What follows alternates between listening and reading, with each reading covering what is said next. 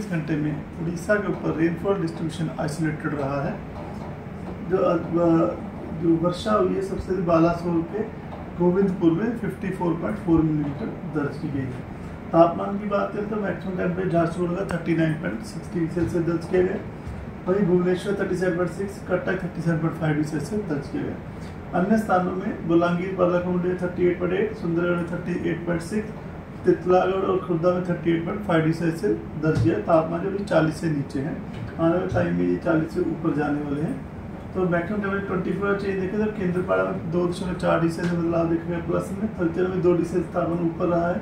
वहीं मलकानगिरी में -1.8 degree Celsius और सोनपुर में -1.4 डिग्री सेल्सियस दर्ज किया। भुवनेश्वर में 0.9 डिग्री सेल्सियस और कटक में 1.9 डिग्री सेल्सियस का बदलाव देखा गया है 24 आवर में। अब बात करें मैक्सिमम टेम्परेचर डिपार्चर की, तो गोपालपुर में 2.2 डिग्री सेल्सियस डिपार्चर चल रहा है, पारादीप में 2 डिग्री सेल्सियस डिपार्चर चल रहा है, वानीपट्टा -3.9 डिग्री सेल्सियस, अनुगुल में -3.7 डिग्री सेल्सियस डिपार्चर है। भुवनेश्वर में नेगेटिव डिपार्चर -0.1 और कटक में -0.2 डिग्री सेल्सियस डिपार्चर चल रहा है। सिग्निफिकेंट वेदर सिस्टम की बात करें तो उड़ीसा के ऊपर डायरेक्टली कोई सिग्निफिकेंट वेदर सिस्टम नहीं है।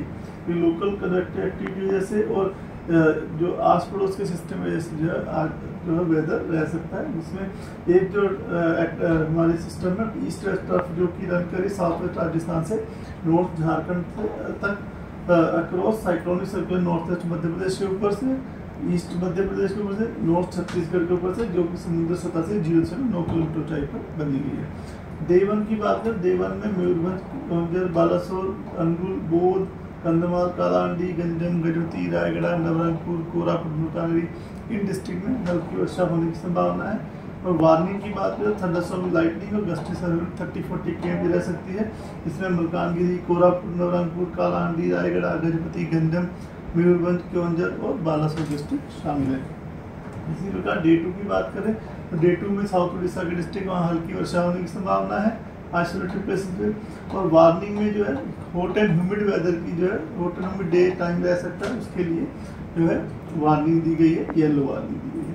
इसी प्रकार 9 तारीख को जो है हीट वेव के लिए भी वार्निंग दी है झारसुगुड़ा संबलपुर में आइसोलेटेड प्लेसेस पे होने की संभावना से। और हॉट एंड ह्यूमिड तो लगभग 5 दिन हमारे हॉट एंड ह्यूमिड के लिए येलो वार्निंग दी गई है 2, 10, 11, 12 तारीख तक। उसके बाद रेनफॉल भी साउथ उड़ीसा कुछ डिस्ट्रिक्ट में हल्की फुल्की जो है लगी रहने की संभावना है। 10 तारीख को जो हमें जो आइसोलेटेड हीट है जहाँ बोलांगीर, बोध, संबलपुर, झारसुगुड़ा डिस्ट्रिक्ट में होने की संभावना है। और कोस्टल डिस्ट्रिक्ट में hot and humid weather system रह सकता है। और हमारे इंटीरियर उड़ीसा और गंजम, गजपति, मयूरभंज, गंजम, गजपति मिला के यहाँ पे 1-2 स्थानों में हल्की वर्षा होने की संभावना है। बारिश जो है सेकेंड हाफ में ज़्यादातर होने की संभावना रहती है जब तक तापमान जो बढ़ गए होते हैं हमारे उड़ीसा डिस्ट्रिक्ट में। तो इससे दोनों इवेंट साथ में हो सकते हैं। 11 तारीख को भी जो हमें बारिश रहेगी, लेकिन साथ साथ जो है बारिश आइसोलेटेड प्लेस में हल्की वर्षा रहने की संभावना है। बाकी जो हीट वेव के लिए सुंदरगढ़, झारसुगुड़ा, संबलपुर, बोध, बोलांगीर और ये सब में जो है येलो वार्निंग दी गई है। और कोस्टल उड़ीसा जो है हमारा वहाँ पर हॉट एंड ह्यूमिड वेदर रह सकता है 11 तारीख को। फिर डे 6 में भी जो है हमारे जो वार्निंग दी गई है 7 में भी जो वार्निंग दी गई हीट वेव के लिए सुंदरगढ़, झारसुगुड़ा, बारगढ़, संबलपुर, सोनपुर, बोलांगीर में आइसोलेटेड हीट हो सकती है। और हॉट एंड ह्यूमिड जो 13 तारीख तक जैसे मैंने बताया जो कंडीशन कोस्टल डिस्ट्रिक्ट में लगा रहने की संभावना है।